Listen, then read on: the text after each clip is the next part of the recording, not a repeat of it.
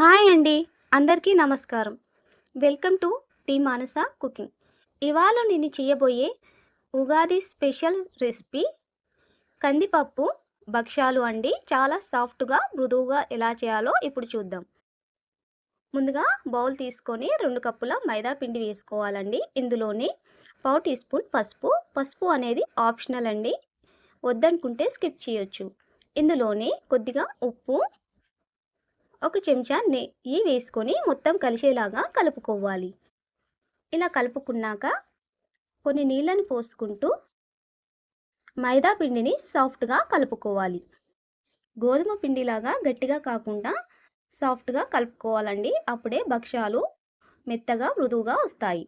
ఇప్పుడు ఇందులోనే ఒక చెంచా నూనెను కూడా వేసుకొని మరొకసారి మొత్తం కలిసేలాగా కలుపుకొని ఇప్పుడు మైదా పిండి మీద కొద్దిగా ఆయిల్ రాసుకొని ఒక గంట పాటు నాననివ్వాలి. ఇప్పుడు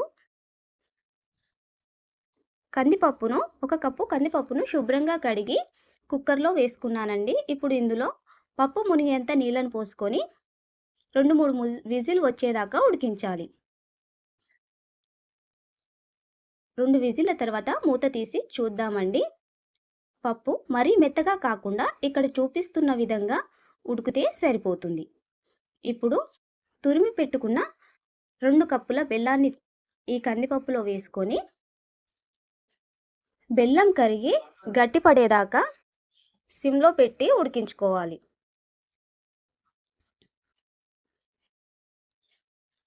కందిపప్పు బెల్లం దగ్గర పడింది చూడండి. ఇలా వస్తే సరిపోతుంది. ఇప్పుడు ఇందులో 2 చెంచాల ఇలాచీ పౌడర్ని వేసుకొని మొత్తం కలిసేదాకా కలుపుకొని స్టవ్ ఆఫ్ చేసి పూర్తిగా చల్లారనివ్వాలి. మీరు మా ఛానల్ ఫస్ట్ టైం చూసినట్టయితే ప్లీజ్ అండి లైక్ చేసి సబ్స్క్రైబ్ చేయండి. మా ఛానల్ని ఫాలో అవ్వండి. ఈ కందిపప్పు బెల్లం మిశ్రమం పూర్తిగా చల్లారిపోయిందండి.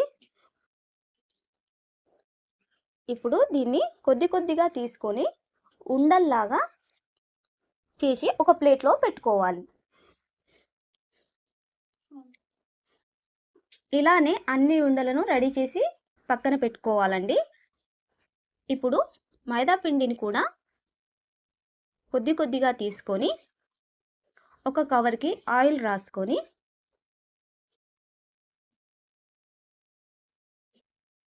ఇక్కడ చూపిస్తున్న విధంగా చుట్టూ ఒత్తుకొని ఈ పిండి మధ్యలో మనం రెడీ చేసి పెట్టుకున్న కందిపప్పు బెల్లం మిశ్రమాన్ని పెట్టుకొని మొత్తం కవర్ అయ్యేలాగా కవర్ చేసుకోవాలి. ఇప్పుడు చేతికి ఆయిల్ రాసుకుంటూ భక్ష్యాలను ఎంత పల్చగా వీలైతే అంత పల్చగా ఒత్తుకోవాలి.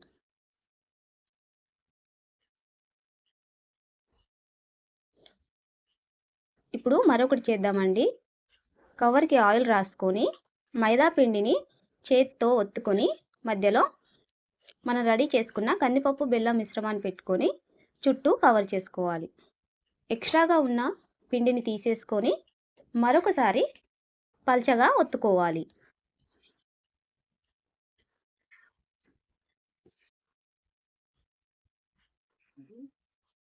కందిపప్పు భక్షాలు ఇలా ఒత్తుకున్నాక ఇప్పుడు స్టవ్ ఆన్ చేసి పెనం పెట్టి పెనం వేడి చేసుకోవాలి. పెనం వేడైపోయిందండి. ఇప్పుడు ఇందులో ఒక చెంచా నెయ్యి కానీ నూనె కానీ వేసుకొని మనం రెడీ చేసి పెట్టుకున్న భక్షాలను వేసి ఒకవైపు వేగాక మరోవైపు తిప్పుతూ 2 వైపులా కాల్చుకోవాలి.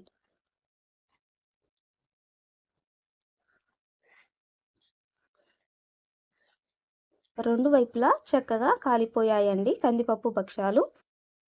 ఇప్పుడు దీన్ని ఒక ప్లేట్లోకి తీసి సర్వ్ చేసుకుందాం. అంతేనండి. ఎంతో టేస్టీగా సాఫ్ట్గా ఉండే కందిపప్పుతో భక్షాలు రెడీ అయిపోయాయండి. ఈ ఉగాదికి మీరు ట్రై చేసి మీకు ఎలా వచ్చాయో కామెంట్ చేసి చెప్పండి. అలాగే మీ ఫ్రెండ్స్ అండ్ రిలేటివ్స్కి ఈ రెసిపీని షేర్ చేయండి. ఇలాంటి మరిన్ని వీడియోస్ కోసం మా ఛానల్ని లైక్ చేసి సబ్స్క్రైబ్ చేయండి. Thank you for watching.